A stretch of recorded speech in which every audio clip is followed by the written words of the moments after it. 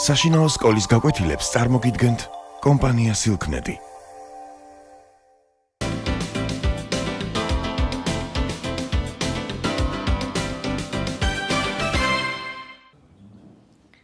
მოგესალმებით. დღევანდელი ჩვენი საუბრის თემა არის ოთარ ჭილაძის რომანი „ყოველმან ჩემმან პოვნელმან“. წინასწარ მინდა განვაცხადო, რომ ეს არის ურთულესი რომანი და დიდი რომანი, რომელსაც სჭირდება დაფიქრებით და დაკვირვებით წაკითხვა და ბუნებრივია ავტორთან თანაავტორობა. იმიტომ რომ თხრობის ის ნაკადი, და თხრობის ის წესი, რომელსაც ოთარ ჭილაძე ამ რომანში ამკვიდრებს და ზოგადად თავისი რომანებით ამკვიდრებს, ის მოითხოვს ინტელექტუალურ მკითხველს, რომელიც ამბებს მწერალთან ერთად აანალიზებს, მათზე ფიქრობს და ალუზიებითა და სხვადასხვა ალეგორიებით მწერალთან ერთად ავსებს მთელ სივრცეს.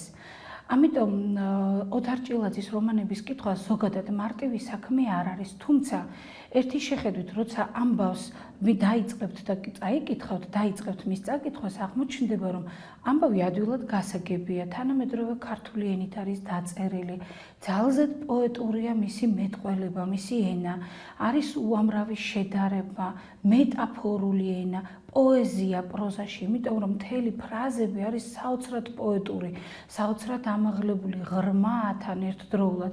ამიტომ აი ამ ნაწარმოების კითხვის დროს ერთდროულად განიცდის სიამოვნებას, ესთეტიკურ მშვენიერების განცდას, თითქოს მდაბალიც კი ესთეტიკურად სრულყოფილია და დახვეწილია, დამდაბლებული საგანიც კი და ანდა პერსონაჟი რაიმე უხერხულ სიტუაციაში, მაგრამ ამავე დროს ეს ესთეტიზმი მოითხოვს მის თანაგრძნობას, თანალმობას და ამავე დროს მასზე ძალიან დიდ ფიქრს და შემდეგ ფიქრის გაგრძელებას კითხვის მერეც. ამიტომ ჩემი უმორჩილესი თხოვნა იქნება ეს რომანი იკითხოთ დოზირებულად, იკითხოთ მცირე ულუფებით და ნამდვილად წაკითხული გაანალიზოთ და ღრმად ჩასწვდეთ ამ წაკითხულს. ამ სირთულეს ქმნის კიდევ ერთი საინტერესო დეტალი. მთელი რომანი დატვირთული არის ბიბლიური, მითური თუ ისტორიული სახეებით, პარადიგმებით. მაგალითად, ხშირად შეგხვდებათ ნოეს სახე, რომელსაც ქაიხოსრო მაკაბელი თავის წინამძღოლად განიცდის და თვლის და ნოეს მსგავსად უნდა თვითონაც, როგორც ნოემ წარღვნის შემდეგ ახალ ცივილიზაციას და ახალ სამყაროს დაუდო საფუძველი, თვითონაც ასევე დააფუძნოს მაკაბელთა გვარი და გახდეს მათი ერთგვარად, ბრჭყალს ცოტა ირონიულადაც შეიძლება შეხვდეთ, პატრიარქი, ანუ გვარს დაუდოს სათავე და გვარი გადაარჩინოს. ისე ამავე დროს კიდევ ბევრი სახე შეგხვდებათ, მათუსალას სახე შეგხვდებათ, ნოეს სახეს ხო ვთქვით უკვე, კიდევ მრავალი სახე ამოტივტივდება აი ამ რომანის კითხვის დროს და იქნება დაუფარავი, გამჭვირვალე ალეგორიებიც და ამ ალეგორიების შეგრძნებაც. მაგალითისთვის მოვიყვანთ დასაწყისიდანვე შემოთავაზებულ და შემოფეთებულ სახეებს. ორ დედაშვილისას, გიორგას და ანას სახეს. ანა საქართველოს სახეა, საქართველოს ალეგორიაა, ცოტა გულდასაწყვეტია და ალბათ როცა თქვენი ასაკის მკითხველი ამას ეხება პირდაპირ ძალიან მძაფრად განიცდის ამ სახეს, რომ მათთვის საყვარელი სამშობლო, მათთვის საყვარელი საქართველო უცბად აღმოჩნდება დამცირებული, შელახული, შეგინებული, გათელილი, მორჩილი უსიტყვოდ, ბედშეგუებული და უბრძოლველი, მაგრამ რეალობისთვის თვალის გასწორება მოგიწევთ, იმიტომ რომ თქვენ ისტორიულ პლანში ანას სახეს შემდეგ დააკავშირებთ აუცილებლად აღა-მაჰმად ხანის შემდეგ დროინდელ საქართველოსთან, როცა აღა-მაჰმად ხანმა თბილისი ააწიოკა, აიღო, როცა ქართველებს აღარსად გასაქცევი აღარ ჰქონდათ და თავშესაფარი რუსეთს თხოვეს, მაგრამ მეტნაკლებად ხედავთ, რომ მათ ურთიერთობა უხდებოდათ მაჰმადიან მომხდურებთანაც. აი ეს პერიოდი, მისი წინარე ისტორიული პერიოდები, მომდევნო ისტორიული პერიოდი, მტრების სახეები თათრის სახეში დანახული და შემდეგ უკვე მაიორის მუნდირში გამოწყობილი ქაიხოსრო მაკაბელის სახით მოსული მტერი, ეს საბოლოო ჯამში თქვენ მიგიყვანთ ძალიან ადვილად გასაშიფრ, ადვილად ამოსაცნობ ალეგორიასთან, რომ გადატანითი მნიშვნელობით აქ ანა საქართველოა, დამცირებული და დაჩაგრული გიორგა ქართველი ერის განსახიერებაა, მისი ფსიქოლოგიური მდგომარეობა, მისი ჩაგრულობა, მისი მცდელობა როგორმე გადარჩეს, მაგრამ ეს უნიათო უსუსური მცდელობა მთავრდება სრული კრახით. ესაც მიგვანიშნებს აუცილებლად იმაზე, რომ ეს არის ქართველი ხალხის მცდელობა ბედთან შებრძოლებისა, თავისებურად, თუნდაც უხმო, უსიტყვო მორჩილებითაც კი, მაგრამ საბოლოო ჯამში აი ამ გზის კრახი, აი ამ გზის სრული უარყოფა, იმიტომ რომ ესე იგი მორჩილებით შეუძლებელი ადამიანმა თავისი საკუთარი ბედი ასე საინტერესო შექმნას და საინტერესო გზით წარმართოს და ისტორიულ ასპარეზზე გადარჩეს. ასევე ძალიან მნიშვნელოვანი ალეგორია მამა, რომელიც გიორგას არ ახსოვს, იმიტომ რომ მისი გარდაცვალების შემდეგ დაიბადა და ქმარი ანასი, რომელიც მხოლოდ 2 თვის განმავლობაში ტკბებოდა თავისი ქმრის ვაჟკაცობით და იმ ბედნიერებით, რაც ღმერთმა მოულოდნელად მას გამოუგზავნა. აი ეს კაცი, რომელსაც სახელი არ აქვს რომანში, მაგრამ მოიხსენება მუდმივად გიორგას მამა, ის ჭარბელაქანისათვის ბრძოლაში დაიღუპა და აშკარად ჩანს სულ ერთი პატარა შენიშვნით სადღაც რომანის რომელიღაც მოხოულებში ასეთი ფრაზა, რომ ესე იგი ის წავიდა ბრძოლაში და ომში სამშობლოს სიყვარულით გულახტყინებული, 2 თვის მოყვანილი ცოლიც კი გაიმეტა დასატოვებლად და ყურში ჩასჩურჩულა, რომ ქართველების ოცნება ხდებაო, იქნებ როგორმე საქართველომ თავისი მოკვეთილი მიწა დაიბრუნოსო და ამაზე დააშენა მან ისეთი ოცნება, რომელიც ჩვენ არ შეგვიძლია კონკრეტულ ისტორიულ დროში ჩავსვათ. არ შეგვიძლია ვთქვათ, რომ ეს არის ოცნება თავისუფლებასა და სახელმწიფოზე, რომელიც მხოლოდ მე-18-მე-19 საუკუნეების მიჯნის საქართველოს ჰქონდა. ესე იგი, ჩვენ აუცილებლად უნდა გადმოვწიოთ საზღვრები და ვთქვათ, ეს არის ჩვენი თითქმის 800 წლოვანი ოცნება, თავისუფლების 800 წლოვანი ოცნება, რომ საქართველო იყოს ერთიანი, დიადი, ერი, სხვა ერთა შორის მდგომი. აი ეს მამაკაცი, უსახელო ქართველი, რომელიც ჯერ კიდევ თავისი სხეულით, თავისი მკერდით და სისხლით ატარებდა ძველი ქართველების რიხს, ვაჟკაცობას, წინაპრისეულ სულსა და სულისკვეთებას, აი ეს მამაკაცი შეეწირა სწორედ ამ ბრძოლას და როცა ანას გააგებინეს და უთხრეს, რომ მისი მეუღლე დაიღუპა და ისე დაიღუპა, რომ საფლავიც მისი ანას არ უნდა სცოდნა და ანამ სწორედ მაშინ იგრძნო, რომ მის წიაღში იყო სხვა სიცოცხლე, იყო სწორედ ამ ვაჟკაცის შვილი, რომელსაც სისხლით, გენეტიკით, თავისი ხორცით, თავისი არსებით მთლიანად მამა უნდა გაეგრძელებინა. და საინტერესოა, მე არ შემიძლია ეს ფრაზა არ გითხრათ, როცა ანა ქმარს ომში უშვებდა, მაშინ უნდოდა ეთქვა, თუმცა ვერ გაუბედა საყვედური, იმდენად ერიდებოდა, იმდენად უყვარდა, იმდენად უფრთხილდებოდა, რომ ასეთი ფრაზა უთხრა, უნდოდა ეთქვა უფრო სწორად, რომ სად მიდიხარ, განაარიცი, რომ მე ვარ შენი მიწის მიწა და მე ვარ შენი სამშობლოს სამშობლო და უნდოდა ეთქვა, რომ თუ ადამიანი ამ სამშობლოში დარჩება უოჯახოდ, თუ კი არ იქნება სრულყოფილი ოჯახი, ისე სამშობლოც აღარ იქნება სრულყოფილი, სამშობლოსაც ვერ შექმნის ადამიანი. ანას ჩუმად უნდოდა მოეწოდებინა თავისი მეუღლისთვის, რომ დარჩენილიყო, კერა აეღორძინებინათ, ოჯახი დაეფუძნებინათ და იქნებ შემდეგ უკვე უფრო ალალად გამეტებით გაეშვა ის ომში თავგანწირვისათვის.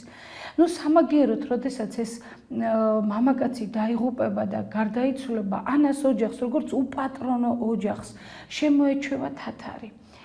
ძალიან საინტერესოა ეს თათართან დამოკიდება. ჯერ ერთი მაშინვე ახსნით ამ ალეგორიას, ძალიან იოლია ეს წასაკითხად გასაგებად, იმიტომ რომ ქართველებს ისტორიულად ეს კავშირი მაჰმადიანურ სამყაროსთან და სივრცესთან, იმიტომ რომ მე არ მინდა დავაკონკრეტებ, რომ არც აქ არის დაკონკრეტებული ეს თათარის სპარსელი, აზერბაიჯანელი, თურქია, არაბია თუ ვინ არის. უბრალოდ თათარია, რომელიც ქართველის ცნობიერებაში აუცილებლად უკავშირდება სწორედ მაჰმადიანურ სარწმუნოებას და აუცილებლად უკავშირდება მომხდურს.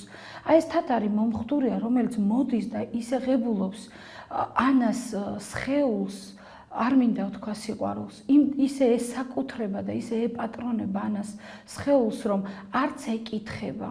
აი სწორედ ეს არის მომხდურობა და ანაც გაჩუმებული, უკვე ბედშეგვებული, დამორჩილებული, წახდენილი, შეურაცხყოფილი, მაგრამ დაუცველი, იმიტომ რომ მისი პატარა შვილი ამ დროს აკვანშია და ვაი თუ ამ პატარა სიცოცხლეს გაზრდა არ დასცალდეს.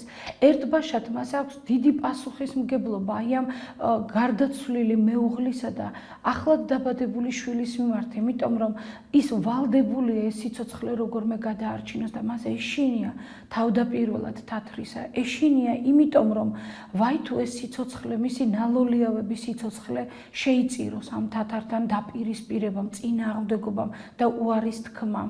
ამიტომ ანა ყოველ როცა მოდის თათარი ყოველთვის ეგებება მას გაშლილი ხელით არა, მაგრამ მორჩილებით ეგებება და თათარი სხვათა შორის ისე იქცევა რომ თითქოს არ უნდა რომ ბავშვი გააღვიძოს, არ უნდა რომ ბავშვმა ეს ამბავი გაიგოს, მაგრამ თანდათან როცა გიორგასაც თავისი ცნობიერება ნელ-ნელა ჩამოუყალიბდება ეს შეგრძნებაც რომ თათარი მოუცილებელი პიროვნება არის მათი ცხოვრებისა და აღიქვამს მას ისე თითქოს ის მისი მამა, მამობილია, მაგრამ ამ დროს დედა არ აძლევს იმის საშუალებას რომ ამ ბოლომდე მამად შეიცნოს ეს უცხო მამაკაცი და უცხო ადამიანი, იმიტომ რომ ღამღამობით უყვება ზღაპარს დევსა და ამირანზე და უყვება ზღაპარს და ზღაპარში უმხელს იმას რომ თათარი სწორედ აი ეს დევია, დევივით არის, დევივით მომხდური არის, რომელსაც აუცილებლად დამარცხება სჭირდება.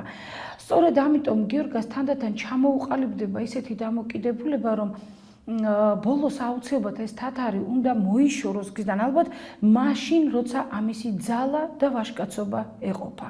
მაშ დედის ზღაპრები, მოყოლილი ზღაპრები, დედის წინააღმდეგობა, დედის ტანჯვა და ტრაგედია, რომელსაც ის მის ხელებში, მის სახეში, მის ცრემლებში, მის ალერსში ხედავს, აი მისი ტრაგიკულობის განცდა. გიორგას მიუხედავად იმისა, რომ ბავშვია, არ ასვენებს არასდროს და მე მინდა გითხრათ, რომ აი მთელი რომანის ეს მონაკვეთები სავსეა სწორედ ბავშვის გულსა და გონებაში გატარებული ფიქრით და ეს არის სწორედ დამახასიათებელი აი ამ ნაკადის თხრობისათვის, ცნობიერების ნაკადის თხრობისათვის, რომ ის აღწევს, ის გვება ასება პერსონაჟის გმირის შინაგანი მონოლოგებით და აი ამ პატარა ბავშვის შინაგანი მონოლოგებიც კი იმდენად ზუსტი ფსიქოლოგიური შტრიხებითა და პლასტებით არის სავსე, რომ არ შეიძლება ჩვენ არ აღვფრთოვანდეთ ოთარ ჭილაძის მწერლური ოსტატობით და აი ამ თხრობის ჟამს ჩვენ ვეცნობით ამ პატარა გულში რამხელა სიფრთხილეა, რამხელა ტკივილია და რამხელა მოლოდინია დავაშკაცებისა, რომ დავაშკაცებისას შური იძიოს ამ თათარზე, როგორც ამირანმა დევზე. ესე იგი, მასში ეს მაგრამ ერთდროულად იზრდება თითქოს მოთხოვნილება გმირობისა და ამავე დროს ლაჩრული და ცოტა შემგუებლური სულიც, იმიტომ რომ ის იძულებულია დავაშკაცებამდე თათარი აიტანოს და თათრის იქ ყოფნას შეეგუოს. ამიტომ ის გიორგაა. მე მინდა ამაზე გაგიმახვილოთ აუცილებლად ყურადღება, რატომ არა გიორგი და არა გიორგა. თქვენ თუ რომანის წაკითხვა შეუდგებით, სრული ვერსიის წაკითხვა მთლიანად წაიკითხავთ რომანს, აუცილებლად იპოვით ამ ეპიზოდსაც, როცა გიორგა დედამისისა და უკვე მეორე მამაკაცის აი ამ ოქროსფერ ეპოლეტებიან მუნდირში, მაიორის მუნდირში გამოწყობილ ქაიხოსრო მაკაბელს ცოლად მიჰყვება, აი მაშინ პირველად დათვრება თავის სიცოცხლეში ღვინით და მაშინ პირველად დედის ქორწილში ცოტა პაროდირებულია ეს ყველაფერი, რა თქმა უნდა, დედის ქორწილში ის დაიტრაბახებს იმას, რომ გიორგი ჰქვია და წმინდა გიორგივით მანაც ურჩხული და ვეშაპი უნდა დაამარცხოს.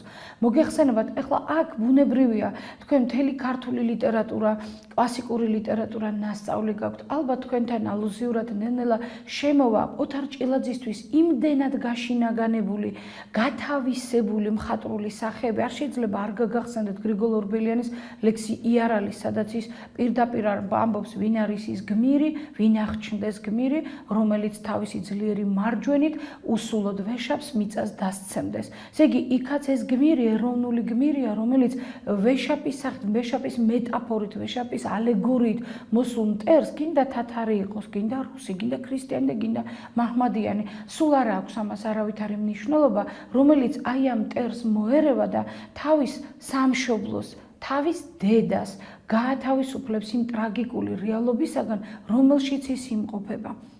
და აი ამ საფრთხის დროს გიორგა სწორედ ამბიციურად იტყვის, რომ ის გიორგია წმინდა გიორგის მსგავსად და მანაც წმინდა გიორგის მსგავსად უნდა დაამარცხოს ეს ვეშაპი, ანუ მომხდური მტერი და თავისი თავისუფლება უნდა იზეიმოს. მაგრამ როგორც კი საფრთხის თქმას დაასრულებს, გამოფხიზლებასაც არ აცდის მაიორი, მაშინვე თავზე დაადგება და ეტყვის, ჩააწვეთებს აი რაღაცნაირად შხამის, ბოროტების ბაცას, უიმედობის ბაცილას და ეტყვის ასეთ ფრაზას: შენ რა გგონია, განაწმინდა გიორგიმ ნამდვილად მოჰკლა ვეშაპი? აბა დააკვირდი ხატებს.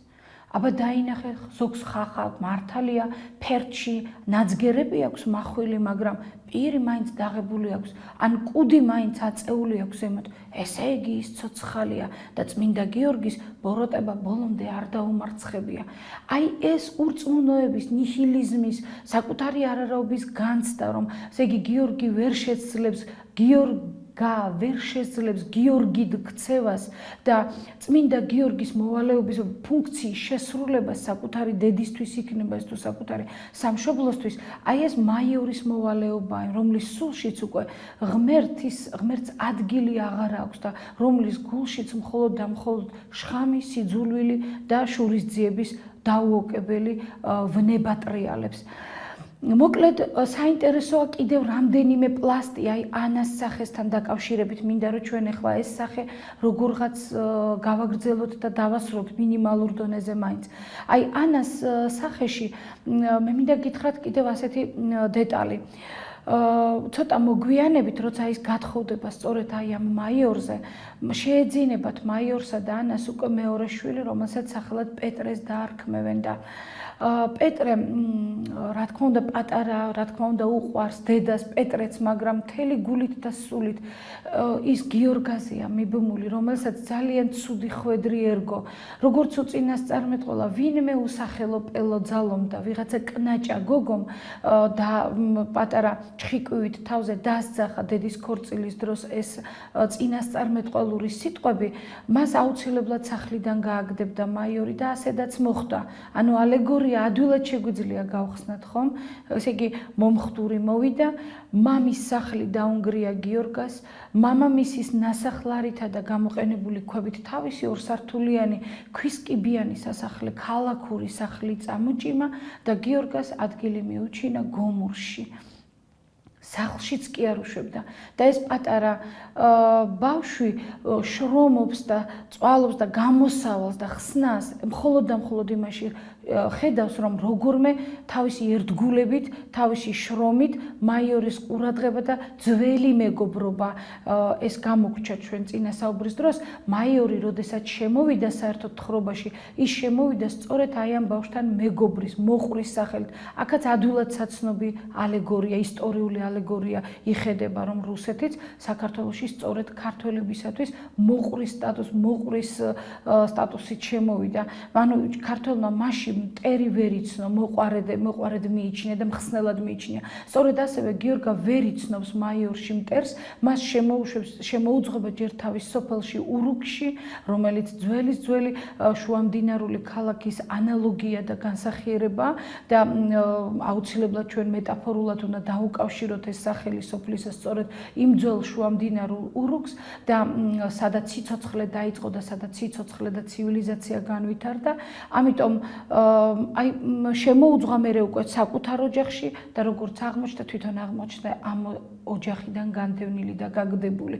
აქ ძალიან კარგად იკითხება სწორედ ეს ალეგორია, რა სურს, რა უნდა მომხდურს მუდმივად დაეპატრონოს შენ ქვეყანას, დაეპატრონოს შენი ქვეყნის ქონებასა და სიმდიდრეს და შენ გაგაგდოს ამ სივრციდან, თვითონ დაიკავოს ეს სივრცე. გიორგას ხვედრი ძალიან საინტერესოა, იმით რომ ის საბოლოო ჯამში გახდება შურისძიების მსხვერპლი ბავშვობა, იმიტომ რომ თათრის ადგილი მაიორს უბრძოლად არ დაუკავებია.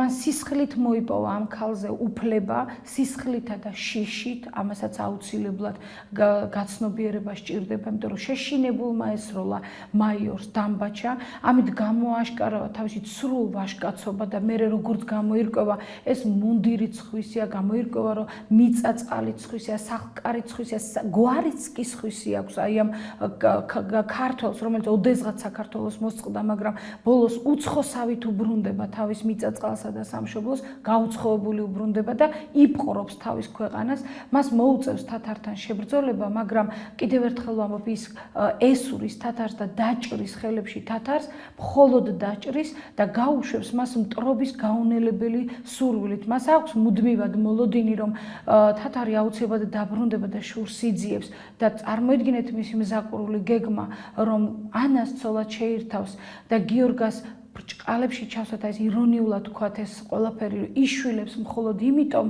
რომ როცა შურის ძიების ტყვია დაეწევა, ეს არ იყოს მაინც და მაინც თვითონ მაიორი. ანუ ცოლად შეირთავს ანას, დარწმუნებულია, რომ მისი ოჯახიდან თათარი ერთ-ერთ რომელიმეს ამოირჩევს შურის ძიების მსხვერპლად და იმაშიც დარწმუნებულია, რომ ეს მსხვერპლი თვითონ არ იქნება.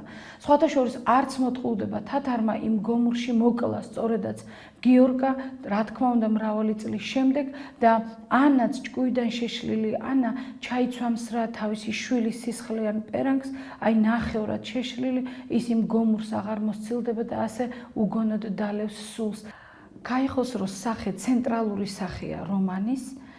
ყველა პერსონაჟი უნდა გავაანალიზოთ და ყველა პერსონაჟი უნდა შევაფასოთ სწორედ ქაიხოსროსთან მიმართებით. მასთან ან დაპირისპირებული, ან შეგუებული მასთან, ან მისი შთამომავალი. ქაიხოსრო არის ეს შემკვრელი პერსონაჟი, რომელზედაც ჩვენ ალბათ სხვა დროს ვისაუბრებთ. კარგად ბრძანდებოდეთ.